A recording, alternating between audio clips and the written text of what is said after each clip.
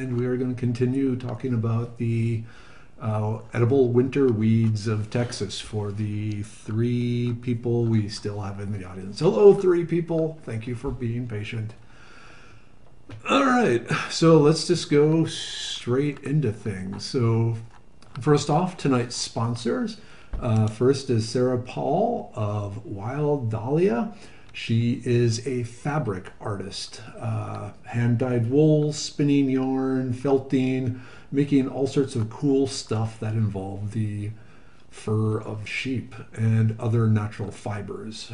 She's been doing some really cool things with bamboo yarn lately too, so that's cool. And then also there is Kevin Rust. Those of you who attend my classes up at Cato Mounds are probably familiar with Kevin. I would like to thank Kevin for tonight's wine. This is a homemade cherry wine that he slipped me a bottle. So these two both help support the Foraging Texas website. And there are plenty of ways of doing this. Manyweather is putting up some links. But a huge thank you for those two for everything they do to help me stay on the air, including Kevin's constant humorous sniping when things don't go right. But that's just part of the fun. Okay, so Winter Weeds of Texas, Part 3. Kind of exciting. There's a lot of winter weeds. Did you realize how many winter weeds there are in Texas? So many people say it's, winter, there's nothing growing, how can you forage? And it's like, have you stepped outside? There's tons of plants out there. And the fact that we're on week 3 and probably we'll go into week 4 before we finish most of them, hopefully kind of clues you in on nature. Oops, there's a ding. All right, so we finished off last week with sow thistle, and I mentioned that this kind of prickly dandelion mimic, my favorite thing is those buds at the top. Taking those and just dropping them in pickle juice for 6 to 8 weeks. They end up tasting kind of like a pickled caper sort of thing. Absolutely fantastic. Think of it as little sow thistle bud relish, if you will. Absolutely fantastic on like sausage, using it like relish on sausages, bratwursts, and so forth. Really, really, really good stuff. But to learn more, go back to last week's. All the videos are on Facebook. And like I said, this is episode number 11. All right, next one up is Shepherd's Purse. This is another, we might be having technical difficulties again. Just hit leave page. Okay, I'm back. Shepherd's Purse. This is in the wild mustard family. It has a tangy horseradishy sort of flavor. Pretty much anything tender on this plant, including the roots, is edible. So the leaves make a nice raw addition, mustardy salad addition. The flower buds, which are the little heart-shaped, doodads at the end of the stalks here that you can see in the right-hand picture, which I guess if I do this, it would be the side that has the flower. Those have that's probably my second favorite part, with the flower buds themselves, the top white flowers being my favorite, just because the flower buds are always guaranteed to be tender. So I'll just nibble on the tops of those. The name Shepherd's Purse comes from those seed pods because it looks like the old-time purses of the shepherds, which was just basically a triangle of leather with a drawstring to close it. The roots, I'll take that. It has a small taproot that I'll take up, peel, rinse off, and mash up. Ideally mixing it with some mayonnaise to make kind of a horseradishy sort of sauce. Really, really, really good. Like most of the mustards and horseradishes, your first bite or 3 of the Shepherd's Purse won't have much horseradish flavor. That flavor will then suddenly burst forth in your mouth. That horseradish flavor is actually the result of a molecule that forms inside your mouth as you're chewing. The chemicals inside the Shepherd's Purse don't have a horseradish flavor, but when they react with the oxygen in the presence of water, they turn into something that does have that horseradish flavor. So that's why, like I said, the first bite of the Shepherd's Purse won't have that horseradishy flavor. You need to chew it a little bit, and then suddenly, bam, it's there. With the root, when you mash that up, just the act of mashing it up, chopping it up finely, and mixing it with the mayonnaise will release that horseradish flavor. Do we have a question? You're not live. I don't think you're live. I don't think I'm live. No, it says go live on your thing. We're getting there. All right. Thank you.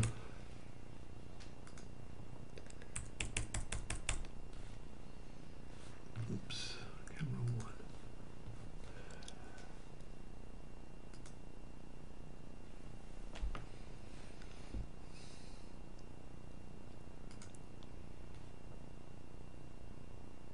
There we go. It wasn't showing up and nothing. Okay. All right. Maybe this time we have it. We're only 20 minutes into the show, but we will start over. Again, I apologize for the technical difficulties. What's really annoying is I had everything set up last night and ready to go and just let it sit undisturbed until today so I could have a nice peaceful supper and all that. And of course, everything went kablooey somehow. But hopefully we are live. It looks like we are live. Please let us be live.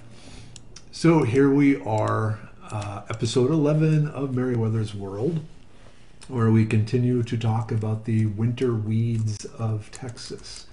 It's kind of surprising how many people, when they are learning about foraging, ask me, how do you find anything in the winter? Everything's dead. And I'm just thinking, have you been outside lately? Because there's lots of stuff out there. As I mentioned in the previous episodes, that a lot of the winter weeds down here in Texas are the summertime weeds up north, like in Minnesota where I grew up.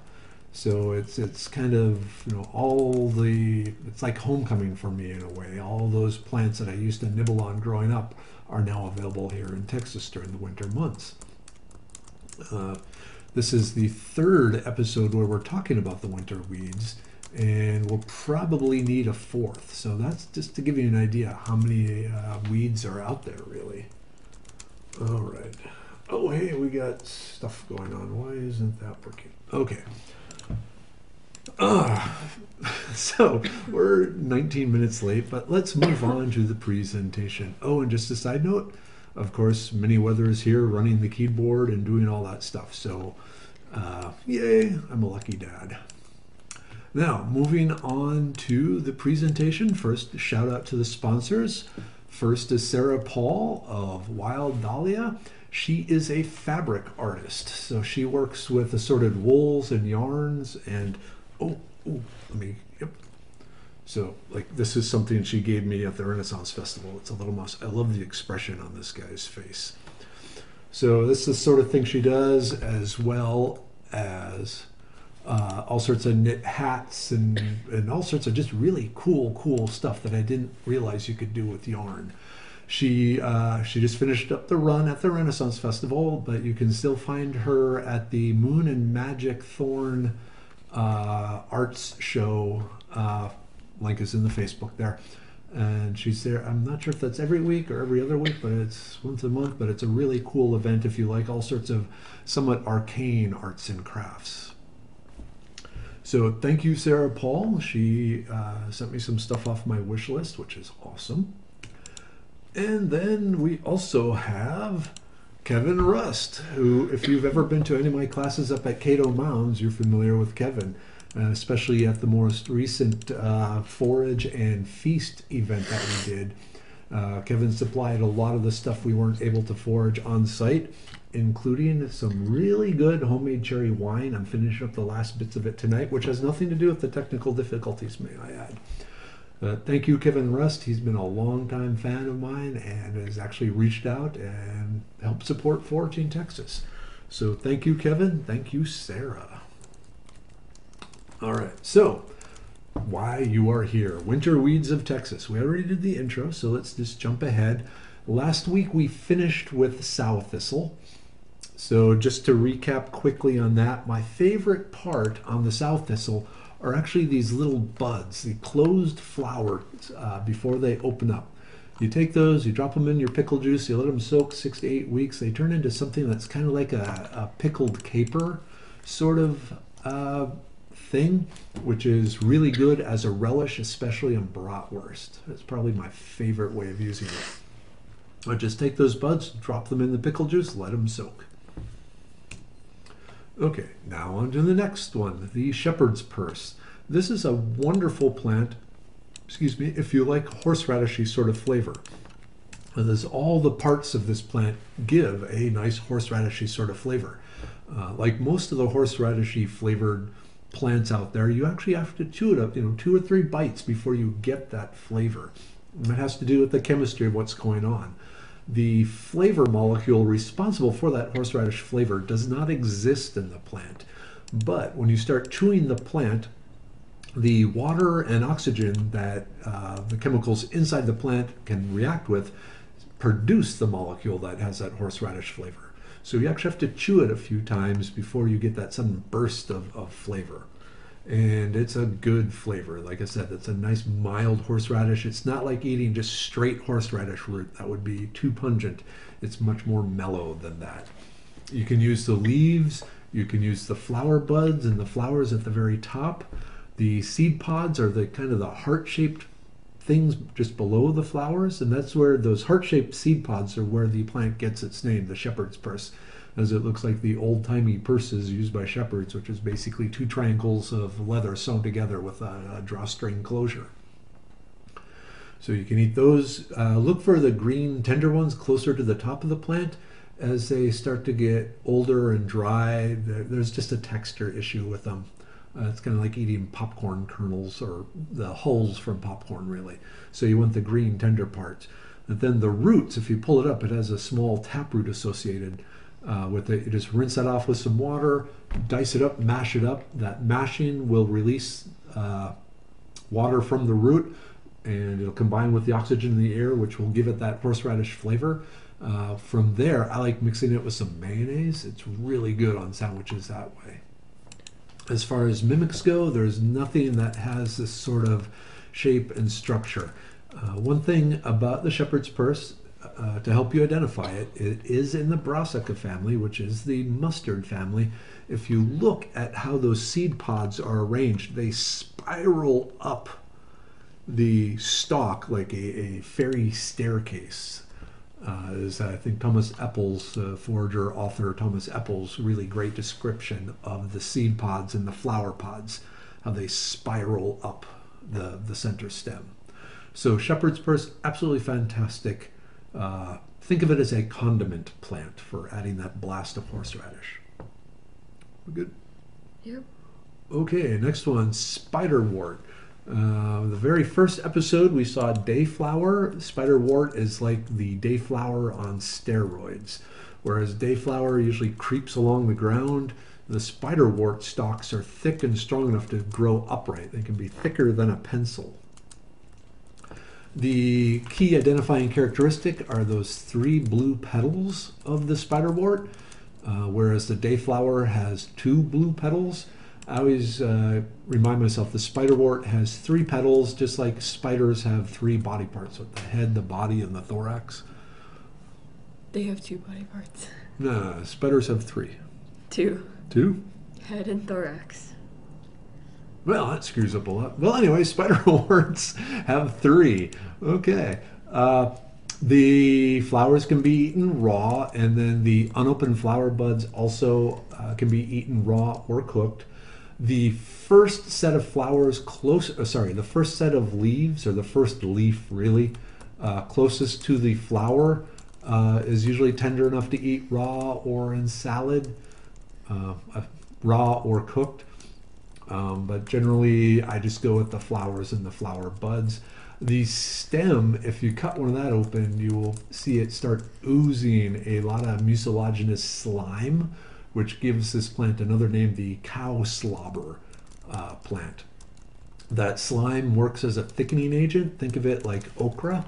But to really get that, you need to chop up the stem really, really, really finely.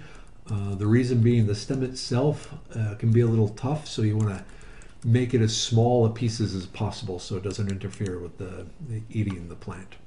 Later on in future presentations, when we start talking about the medical uses of these winter weeds, we'll talk about the medical uses of the spiderwort. So this is just kind of a teaser to get you to keep tuning in week after week after week, thereby satisfying my ego. So spiderwort.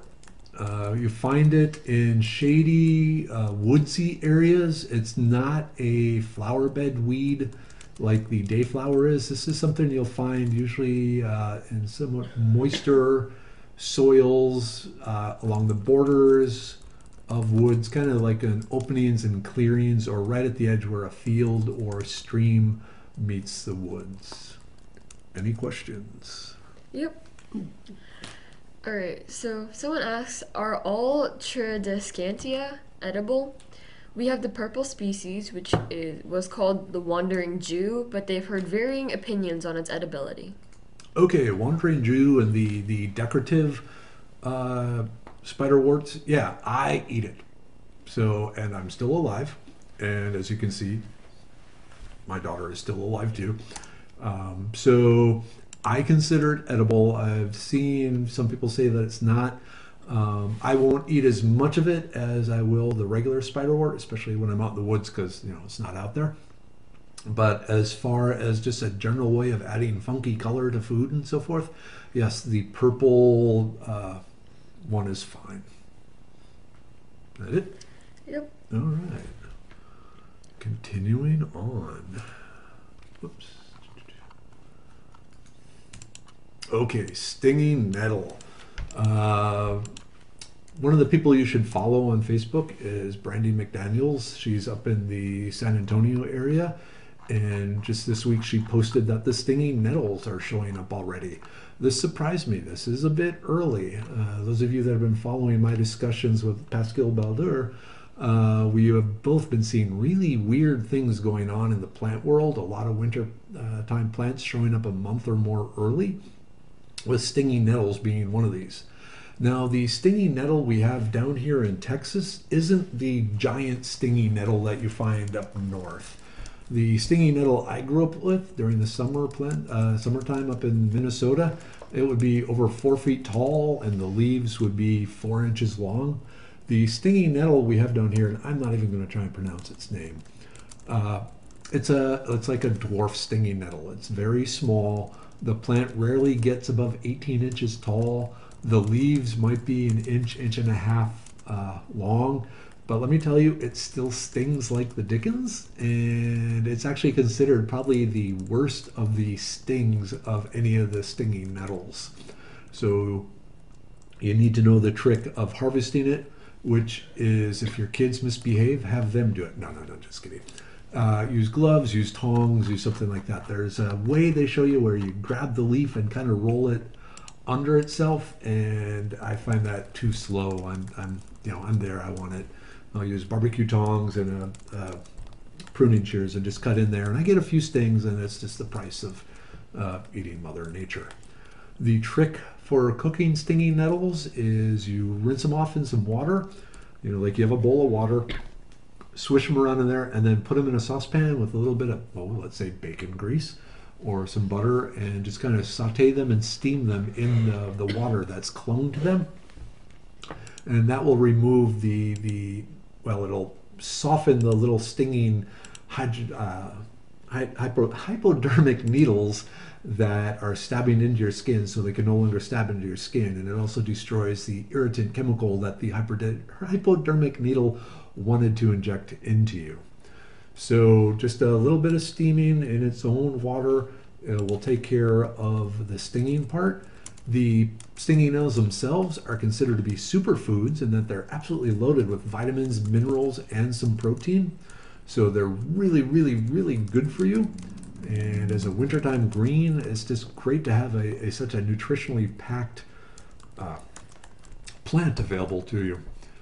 Once you've cooked it, you can add it to soups, stews, pastas, anything you want. Think of it as, again, a spinach substitute. One of the common things is to dry it and then mix it in with making homemade pasta. So mix it in with the flour, the water, the salt, the egg to give a green pasta that's loaded with nutrients. Problem with making pasta is, in my opinion, it's too time consuming for a busy guy like me. So I don't do that. Usually it'll just be thrown in some sort of soup or stew. Just called good that way. All right. Any questions? Yep. Oh, Got a question? What is your PhD in? Okay. That's just nothing to do with weeds. My PhD is in physical organic chemistry. So not making molecules, but making molecules do what I want them to do. And then the master's was in the medicinal chemistry. Okay. Who asked that? I forget. Oh, I'm just curious. Okay. Next up, white clover. This is a fun one. I like white clover because it's both tasty and dangerous. There's probably a message in there somewhere. So the flower part, the white flower, is perfectly safe to eat raw. You can take those. I will just take them and eat them right off the ground, usually in a place that I'm pretty sure hasn't been inhabited by dogs and the associated dog pee or anything like that. So more in the backyard rather than the front yard. I can also dry the flowers and add them to tea later on, or put the fresh flowers in hot water to make a sweet clovery tea. Growing up, this would show up around Easter. Would be the kind of the earliest that would really show up, and then it always reminded me of jelly beans. That's what I think about when I eat the white clover flowers. Is it's just jelly beans. It's white jelly beans. Now the leaves are high in protein, which is one of the reasons like milk cattle likes them, because they need the protein to make the milk. But the white clover down here in the south, not up in the north, but down here in the south, has developed a really fascinating defensive mechanism. There's two chemicals on it. One is on the surface of the leaf, and then the other is inside the cells of the leaf. And when the leaf is just intact, there's no problem. But if you start taking the leaves and just start chewing on them, kind of like the shepherd's purse, the cell walls get ruptured, the chemicals inside the white clover leaf can come out, react with the chemicals on the surface of the leaf, and produce cyanide. So, which is generally considered something you don't want in your diet. Experiments with it found you can get rid of this problem by taking the clover leaves, the white clover leaves, and cooking them in a spaghetti sauce. And let them simmer in there for 20 or 30 minutes. So what you're doing is you're using the heat and the acid from the spaghetti sauce to destroy that molecule that's on the surface. And so then when you start eating it, you rupture that cell wall, the molecule inside the cell comes out, but it doesn't have anything to react with to make the cyanide. Now you're wondering, well, how can cows and stuff eat it? Remember, cows have 4 stomachs. So the first thing they do, they'll just take it and swallow it into their first stomach. Or that stomach will react and destroy the chemical on the surface of the clover. Then the cow will bring it back up and start chewing their cud. So they digest it for a bit first, then bring it back up after it's been rendered safe, and then start chewing it and breaking it down so they can get at all the other nutrients and so forth in the clover leaves. So you always want to make sure, if you're dealing with the white clover, the leaves, not the flowers are fine raw, but the leaves you want to cook in some sort of acidic media. So spaghetti sauce is a great thing for that. Any questions? Yep. Oh, we got a question. Someone asked, is there any stinging nettle in Northeast Texas?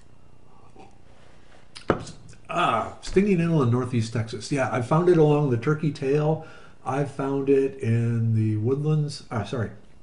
Turkey Tail up in the big thicket area, and then out in the Martin Dies Jr. State Park in that area, kind of by Jasper and that area. So yeah, it's around, and start looking for it now. If you're questioning, just, if you see a plant covered with little spines, just poke it once, and if it starts burning, you probably found stinging nettle. All right, so white clover, flowers raw or in tea. You can also dry the flowers, but the leaves you need to cook. All right, wild lettuce. So this is an interesting plant. It's just showing up now. It will grow for months and it'll get huge. But right now, it's going to be more of a small rosette sort of form. Important thing about the medicinal properties of wild lettuce. About once a week, I get an email from someone saying, "Hey, I read this thing on the internet about the morphine in wild lettuce. Where can I find this wild lettuce?" Well, here's the thing. Of the 4 different wild lettuces we have growing in Texas, none of them are the ones that contain the morphine, so you're out of luck there. But the wild lettuce, when it's young, excuse me, the young leaves, especially when they're tender, break it open. If it oozes a white sap, probably not going to be that tasty. If it oozes a white sap that then almost immediately turns yellow, or it looks like it's oozing a yellow sap, that's really the one you want. That's the tasty one, or the tastiest one. The others are less tasty, more bitter, but with enough bacon grease and dilution and the different ways of dealing with the bitter greens, they're fine.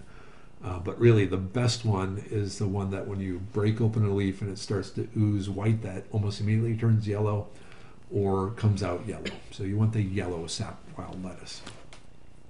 Like the sow thistle, which is in the same bigger family member, the young flower buds, when they're still have never opened into flowers, are really tasty. I will eat those raw right off the plant. The young leaves I already talked about, and they're really young and small and not too bitter. You can eat them raw. Later on, you can cook them, and by cooking, I really mean pour bacon grease on them or saute them in some bacon grease, and they're pretty good that way. You can also ferment them, use a small quantity of them in, say, your sauerkraut. You don't want a lot. You probably want to experiment some to get the right flavor. As remember, with wild plants, they can be somewhat inconsistent in their flavor, unlike domesticated plants that have been bred for millennia or tens of years at least to get a fairly consistent, mild, bland flavor. The wild lettuces will vary quite a bit in bitterness and flavor in general. So you want to start young and experiment a lot.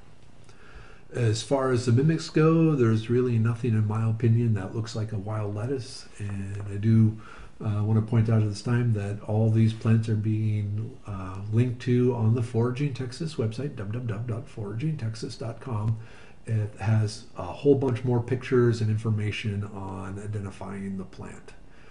So, yeah, the wild lettuce, just a nice but somewhat potent, bitter salad green is really the main use for it. Ooh, we have a question. Okay, Miss Wojtek asks, will clover kill my chickens? Will clover kill your chickens? No. For the most part, chickens aren't really interested in clover. A few pecks here and there. They're not really going to consume enough to cause any problems. Now, if you see chickens collecting big piles of it and sticking their face in it, maybe that would be a problem. But as far as I've been able to tell, because I get a lot of chicken questions, there's been no issues with clover and chickens. All right, wild violet. Maybe we will finish this today. So wild violets, they are available all year round in Texas. During the summer months, they're hidden deep in the woods and shady, wet areas. During the cooler, shadier winter months with shorter days and so forth, they'll start creeping out into yards, into fields, really all over the place. And that's pretty awesome because these things are amazingly nutritious. Pretty much all the above ground and underground parts of the wild violet are edible. So the leaves, the heart-shaped leaves, you can just eat raw or you can cook with them. Interesting thing, cooking with them, they do have a slight mucilaginous effect, so they work good to thicken things. So if you're throwing them in a stew or something like that, or a smoothie, it will help. Shake the computer. It will help give a thicker, creamier texture to your food. The flowers, it's a violet flower. You can eat those raw. Another popular thing to do is candy them, where they'll dip them in a little bit of egg white and then in sugar, and just make a candied wild violet flower that are then used to decorate everything from cupcakes to wedding cakes to just wild violets on a stick, perhaps. The tubers, if you dig it up, it has these tubers underground. Those you can eat those raw. You can cook them. Think of them almost like carrots. They have a fairly mild violet-like flavor to them. You can also pickle them. A word of caution with the tubers, though, is they are a somewhat of a mild laxative. So, if you are concerned about that, I would say leave the tubers, or better yet, take some of the tubers and plant them elsewhere to spread the wild violets. Now I get to teach you a little bit about American history. And those of you who have been in my classes live where we found wild violets, you've heard the story, so you can go and get a drink or something. But wild violets I mentioned they're absolutely loaded with nutrition. And this was discovered back in World War II. World War II started up, America got involved, and they instituted a draft because they needed soldiers. So they had all these young men coming in from all over the United States, and one of the things they were testing just their general health, and they found most of them were malnourished. They were kind of sickly, they weren't as healthy as they should be. The one group of young men that weren't malnourished, surprisingly enough, were those that came from Appalachia. So kind of the eastern mountain areas, slightly southern areas, which is generally considered some of the poorest parts of the United States, especially back then in the early 40s. So it was shocking that of all the young men in the United States, the healthiest were the ones from Appalachia. So a study was started that's like, what are these guys doing that has made them so healthy? And after about 2 years of looking into their diet and following them around, it came up that they were constantly eating wild violets. The wild violets were around a good part of the year, except for when it really got cold and some snow. But the wild violets were around 10 months out of the year in Appalachia, and they were just an everyday food. And by eating them every day, they got tons of vitamin A and vitamin C that made them, the people from Appalachia, healthier than anyone else in the United States, regardless of the money those people had to spend on food. So kind of interesting that. The wild violets is also my own bragging rights. It's one that I'm trying to get up in the GROW modules up on the International Space Station. So hopefully we'll get wild violets in space. Next, we have a question. All right, so Miss Julie Gracie asks, I have never found wild violets in Williamson County. Are they here? Okay, I'm trying to remember where Williamson County is, and I'm not off the top of my head sure. I have found them all the way out in Llano and Fredericksburg and around Enchanted Rock.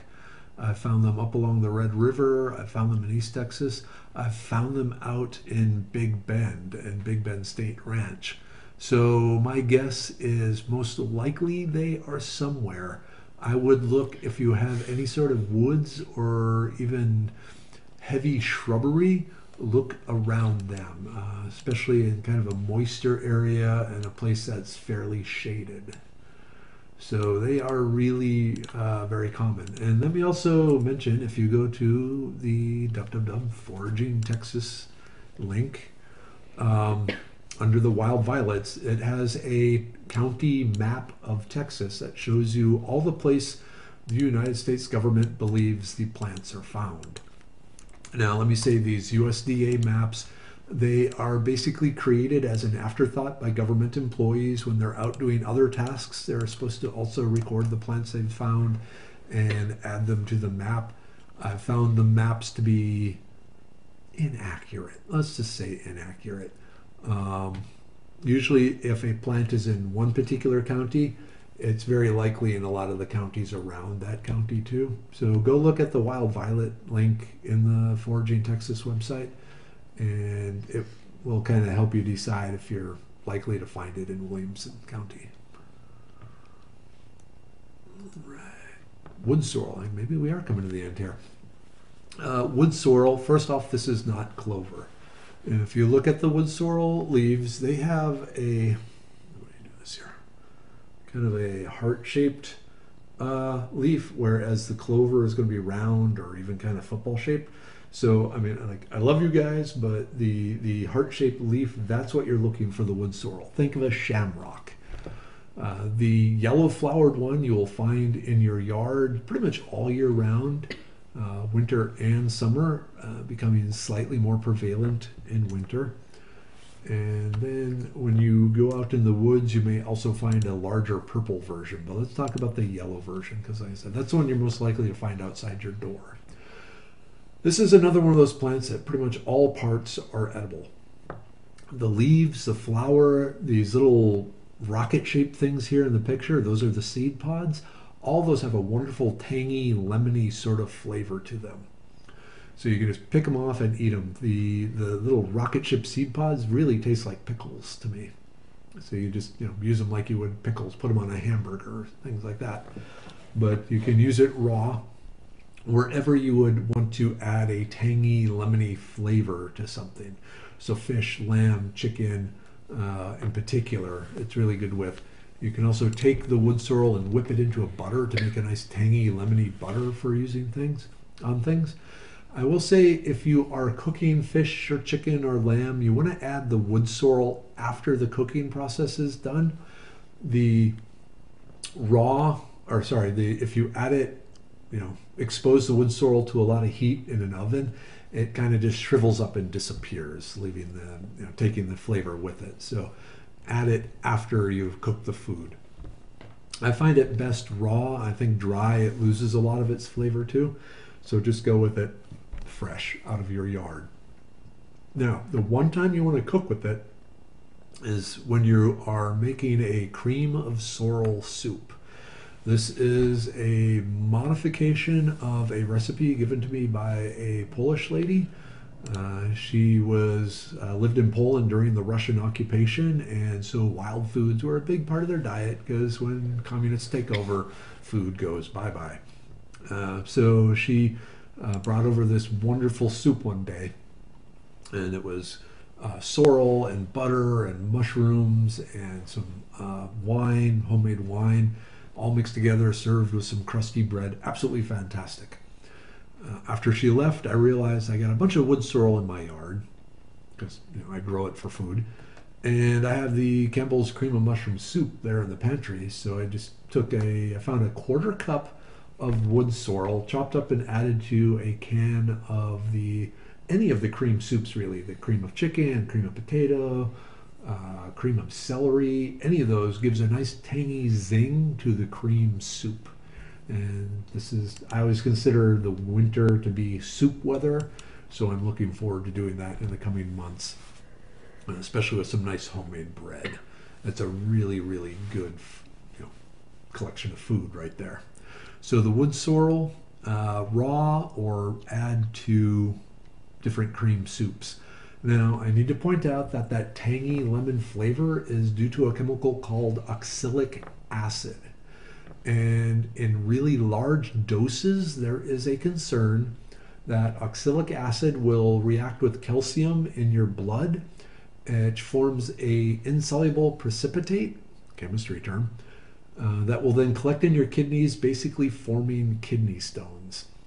So I have never found a scientific journal article or anything that actually says this has happened, but there are lawyers in the world. So to cover my ASS, I'm just going to warn you, when you're eating wood sorrel, limit yourself some, just like a cup at the most. Make sure you have plenty of fluids. If you are susceptible to kidney stones, avoid the wood sorrel. Why tempt fate? You never want to be the first person in a scientific medical journal. That's just really bad. But in general, for healthy people, a cup of wood sorrel is absolutely fine. Oh, we have a question. Nope, we're good. Oh, we're good. Sorry. Okay. Whoops. Hey. That's the end. Oh. I guess we are at the end. Wow. I thought we were going to have more. We do have some random questions that I was refraining from asking. So, Miss Tina Marie asked, did Mrs. Weather move you to a closet? LOL, sounds like you are in a sound box now. Okay, so welcome to the new Merriweather's World studio, which, let me just take this for a minute, is the other side of the dining room table. So during the Thanksgiving feast that we had to take everything out of the dining room, and then when we put it back, it was pointed out that if I turn the camera towards the window behind me, now Mrs. Weather can walk back and forth through the hallway there and not be seen. She's kind of shy. She doesn't want to be on camera. I was just waiting for her to come by so I could swing the camera around and catch her, but no such luck. But yeah, so this is, where I am now. Eventually I'll get the flags up. Oops, for a second there it looked like we lost signal, but I think we're still good. Are there other random questions? What kind of camera and mic are you using? Okay, so the camera, well, I'm using right now it's the built-in camera with the iMac. And then I have this little webcam is camera number 2, which a earlier fan of the Foraging Texas sent me the money for that. And then the microphone is a fine thing. You can see that, which actually was sent to me by Tina Marie, superfan Tina Marie. So yeah, that's what I'm using now. Basically, they are the cheapest things I could find on Amazon that had a good review, but they seem to be working well. All right, what else? We have a few more minutes. All right, Mr. David Watrous, I'm really sorry if I butchered your name. He has a question about turkey tail mushrooms that you see on old oak logs. He had mixed reviews on them being edible or not. Okay, turkey tail mushrooms, the Traumatis versicolor, the true turkey tail. Go to www.foragingtexas.com. Look at the turkey tail link.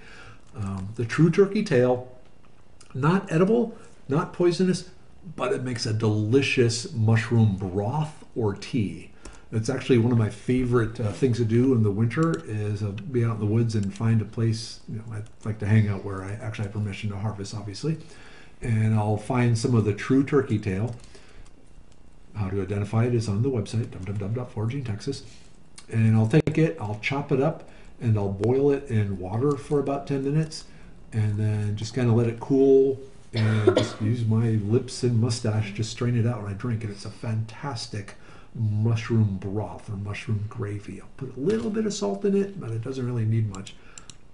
Then I've also used the here at home, taken the mushrooms home, chopped them up, boiled them, and used that as the broth in making a mushroom gravy. So really, really, really tasty, but you strain it out, the mushrooms, and throw it away. You don't eat the mushrooms because they're really tough. So you just boil them to get the broth, the flavor out of them, and then discard the mushrooms themselves. Okay. Got another question. Mr. Rust asks, Catalpa tree bark tincture is in the 190 proof for 6 weeks. He's unsure on the time. Yeah, so if you are tincturing anything in alcohol, I always leave it 6 to 8 weeks minimum, just to give it time, shaking it every day to extract the chemicals from it. Less than that, you run a risk of not getting everything out. Beyond 8 weeks, the return on investment of letting it sit in there really doesn't improve. It's kind of the long tail, so you get the spike and then the trickle off. So 6 to 8 weeks, and that's all you need to do.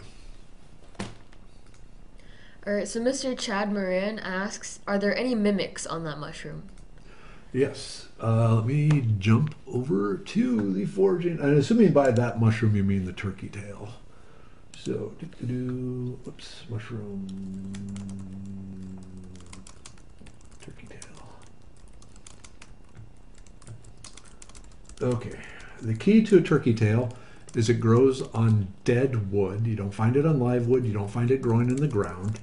It looks like the tail of a turkey.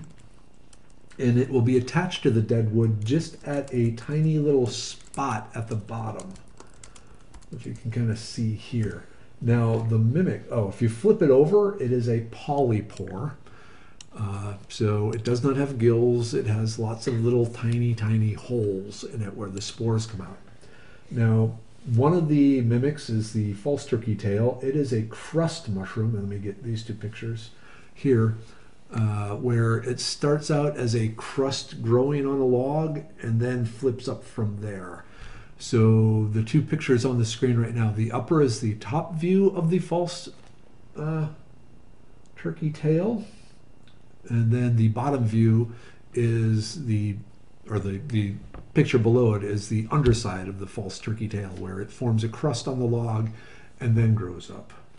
And there is another one that is the gilled polypore, same family.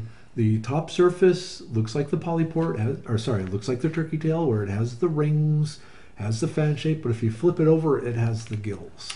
So the one you want is the one where if you flip it over, it's holes. I should say the crust one does not have holes. It's not a polypore. So you want the tiny holes and just attached right at the base of the turkey tail mushroom. And Minnie Weather is writing something down. So looks like she's going to give me a note of some sort. What is it saying? Watch the... She likes puns. All right. I know we started late, but people have things to do, so we're going to wrap it up here for now. Then next week, it'll be something new. So from all of us here, if you have any questions, go ahead and post them in here. I will continue to answer them. Remember, all this information can be found at www.foragingtexas. And of course, one last thank you